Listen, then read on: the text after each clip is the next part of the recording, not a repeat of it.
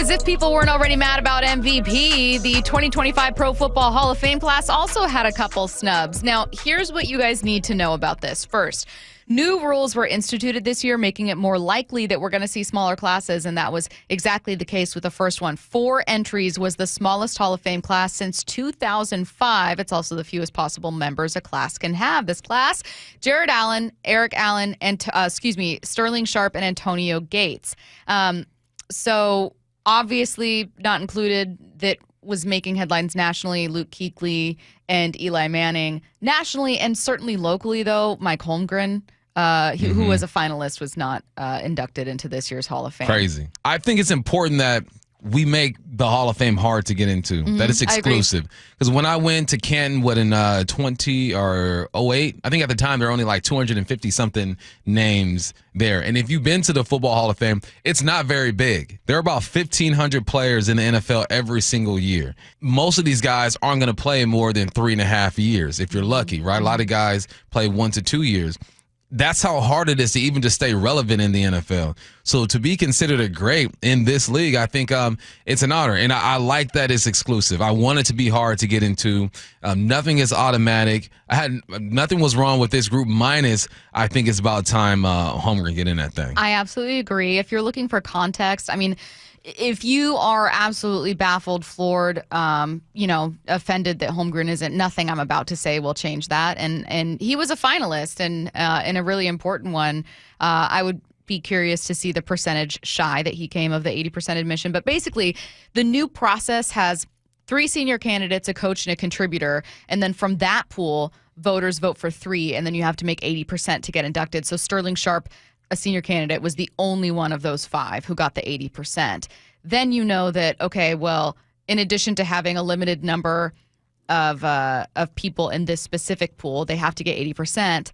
Another part of the new process is the final pool is reduced to 7 people as opposed to 5. So it's more likely that votes are split. So it's just harder to make 80%. And there are a limited number of people that are going to be inducted as a coach, as a contributor, as a senior vote. And I think that anything that's been made clear from this is just that someone's going to go with a player over a coach more often than not. Mike Sando tried adding that context. He said, first, the early sense from Hall of Fame voters is they didn't think the math would reduce the class size this much, especially to the point of only 1 of 5 from that pool that Holmgren was in. That really wasn't the spirit of the room, but is obviously the reality of how it worked out. So maybe the Hall of Fame voters changed the approach. I don't know. He said, regarding Holmgren specifically, I think we're seeing that a strong player, Sharp, beats a strong or an even stronger coach, Holmgren, when voters have to choose. And I'm okay with that because the players are the ones who make the coaches. Yeah. There are plenty of coaches out there in the NFL who are great at what they do, who are great communicators, who know the game. But if you don't have the players to execute your game plan, you stand no chance. It is all about the players. So I understand that, but coaches do play a big role. And the reason why I lean towards Holmgren getting in, he's 21st when it comes to wins all the time, right? Not impressive if you look at all the coaches in front of him, but he has more than Joe Gibbs. Gibbs got 3 Super Bowls. I ain't hating on Joe, right? He's got more than Bud Grant. He's got 1 Super Bowl. He's in. He's got more than Bill Cowher, 1 Super Bowl. He's in. He's got more than Tony Dungy, 1 Super Bowl. He's in. And he's been to almost about the same amount of conference championships than these guys, too. So I think that the format of the Hall of Fame voting has changed things a little bit. But it's only a matter of time before Holmgren gets in. Yes. He is considered one of the great coaches. And you look at the influence he had in the game. He's one of those transition guys. He's one of the guys that took that West Coast offense, made it his own, and then created a tree. And then the guys from his tree created another tree. He's one of those transitional coaches, man.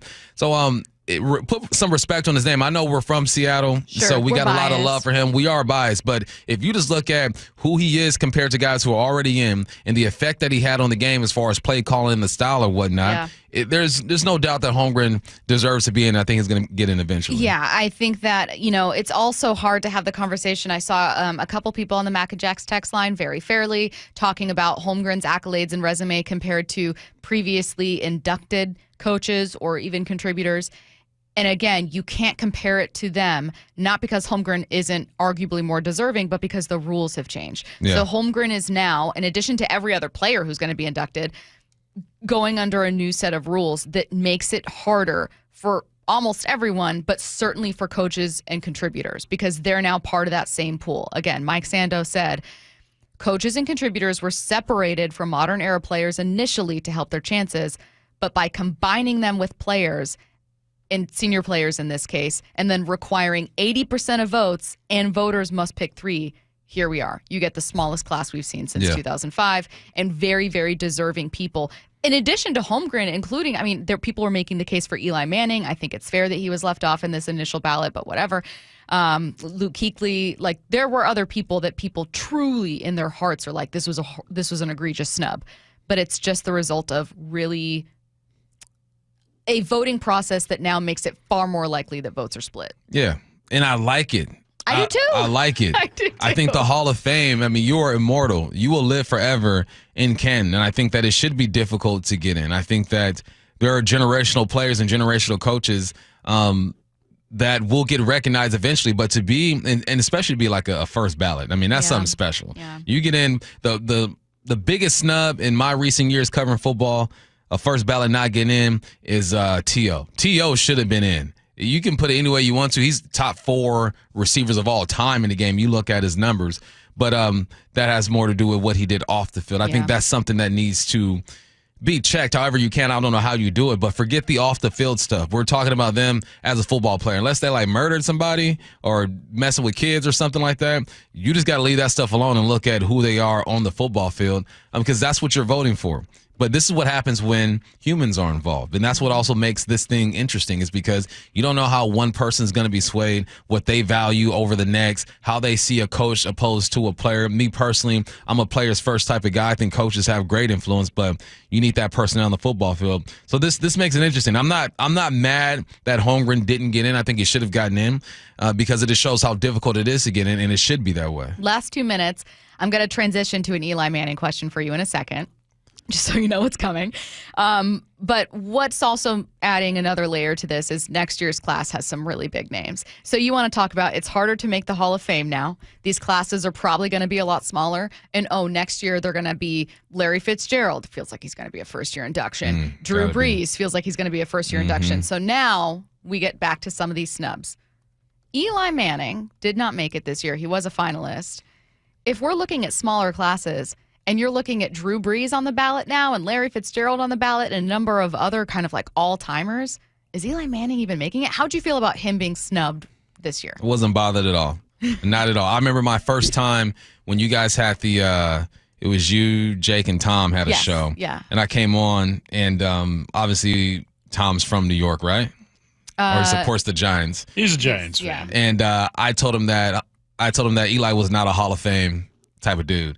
And he was so mad at me that during the commercial break, he was like, we got to talk about this, Bump. And I'm like, man, I'm doing one segment and I'm out of here. I got to get up out of here. But no. And then in 4 Down, I'll explain a bit more why I don't think he was snubbed. And I think most people, if you are in tune to the game, I think you feel that way. Yeah. But no, man. And Eli knows too. I think Eli is, out of the Mannings, is the most self-aware. He knows where he lies in his hierarchy and what he means to the family and the game. I think he's good.